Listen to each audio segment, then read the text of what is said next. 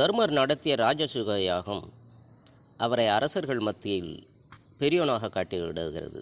ஒரு சக்கரவர்த்தியாகவே அவரை மக்கள் நினைக்க துவங்கி விடுகிறார்கள். மற்றொரு புறம் அந்த வைபவத்தை கண்டு பொறாமையுற்ற துரியோதனன் தான்பட்ட அவமானத்தை நினைத்து வேதனையோடு ஹஸ்தினாபுரம் திரும்புகிறான்.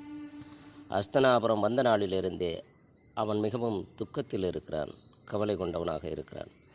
பாண்டவர்களை நம்மால் படை கொண்டும் அழிக்க முடியவில்லை, அவர்களுடைய வளர்ச்சிக்கு இணையாகவும் முடியவில்லை. அவனை வாட்டி வதைக்கிறது பொறாமை தீ. சகுனி சொல்லுகிற எந்த ஒரு ஆறுதலையும் கேட்பானாக இல்லை.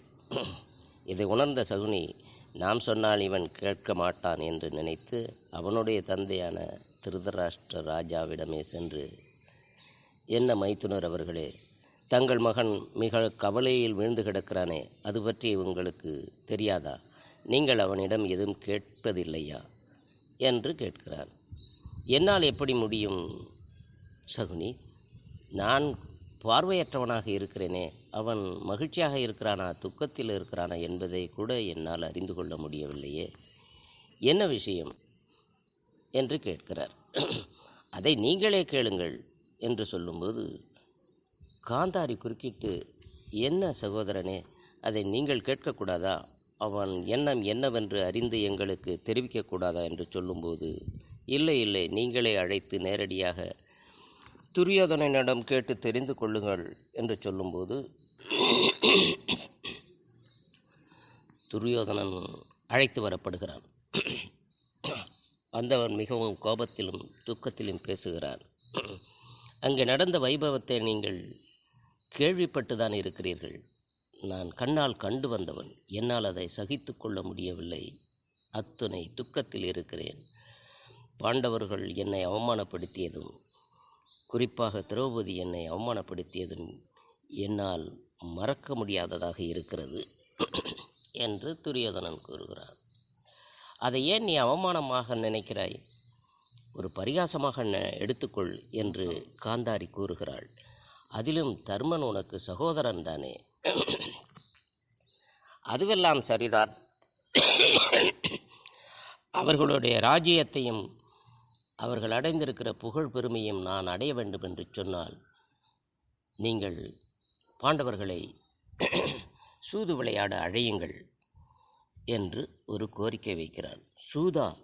அது நன்மை தராது மகனே, நல்ல காரியங்களை அது செய்வதே இல்லை, ஆகையினாலே அந்த எண்ணத்தை கைவிடு என்று சொல்லும்போது, இதற்கு நீங்கள் உடன்படாவிட்டால் நான் தற்கொலை செய்து கொள்வதை தவிர வேறு வழியே இல்லை என்று துரியோதனன் பிடிவாதமாக இருக்கிறான்.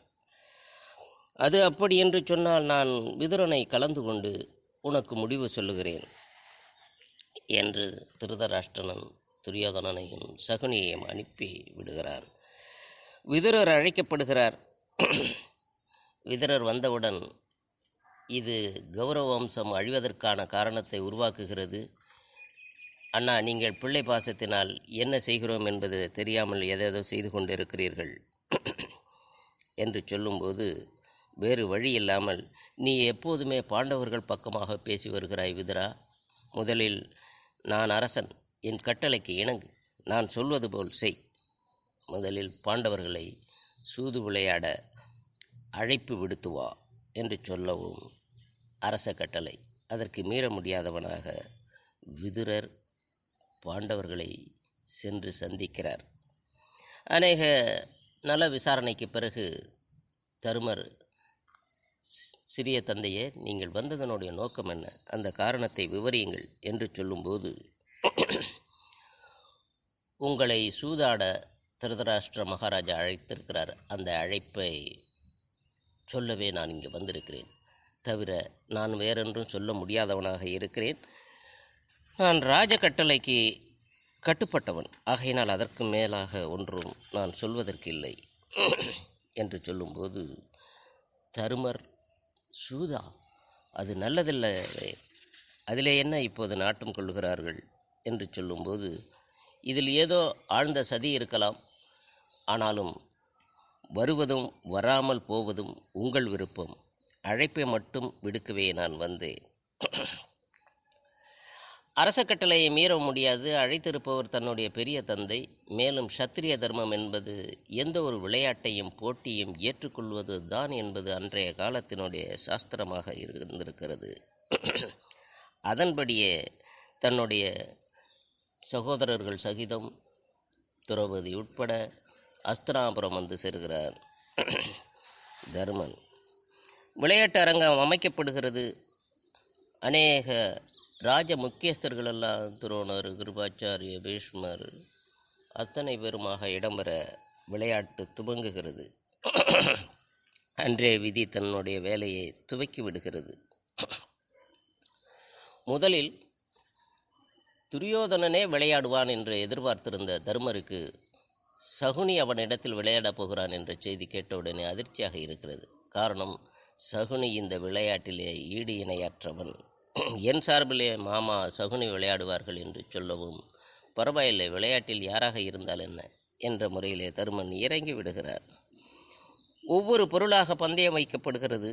இரத்தினங்கள், தங்கங்கள், அதுபோல யானை, குதிரை, இப்படி என்ற ஒவ்வொன்றாக சூதிலே தருமன் இழந்து வருகிறான்.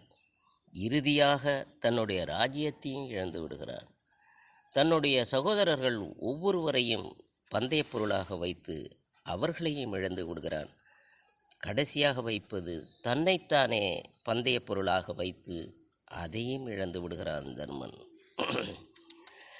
வெற்றி களிப்பிலே கொக்கரிக்கிற சகுனி, தர்மா, இப்போதும் ஒன்றும் கெட்டுவிடப் போவதில்லை. நீ அநேகத்தையும் இழந்துதான் இருக்கிறாய். விளையாட்டில் இது சகஜம். உனக்கு ஒரு வாய்ப்பு இருக்கிறது. அந்த ஒன்றை பொருளை மட்டும் வைத்து நீ விளையாடி வெற்றி கண்டுவிட்டால் நீ இப்போது வரையும் இழந்திருக்கிற உன்னுடைய அனைத்தும், அதாவது உன்னுடைய ராஜ்யம், உன்னுடைய யானை, குதிரை படை, சேனைகள், தங்கம், வைரம், ரத்தினம், எல்லா பொருள்களையும் நீ திரும்ப பெற்றுவிடலாம். இதை நான் பந்தயமாக வைக்கிறேன். என்ன அது என்று கேட்கும்போது, அது திரௌபதி. சபையை அவமானத்தால் கூனி குறுகுகிறது. அது காலம் வரையும் இல்லாத ஒரு வழக்கம் அது. அதை அறிந்து எல்லோருமே வேதனையோடுகிறார்கள். விதுரர் எழுந்து கூறுகிறார், துரியோதனா, நீ யமனுக்கு சுயமாக அழைப்பு விடுகிறாய், இது நல்லதல்ல என்று கூறுவதற்கு, உங்களுக்கு இது பிடிக்காவிட்டால் வெளியேறி விடுங்கள் என்று ஆணவமாக சொல்லுகிறான் துரியோதனன். அடுத்து என்ன நடந்தது என்பதை நாளை காண்போமா?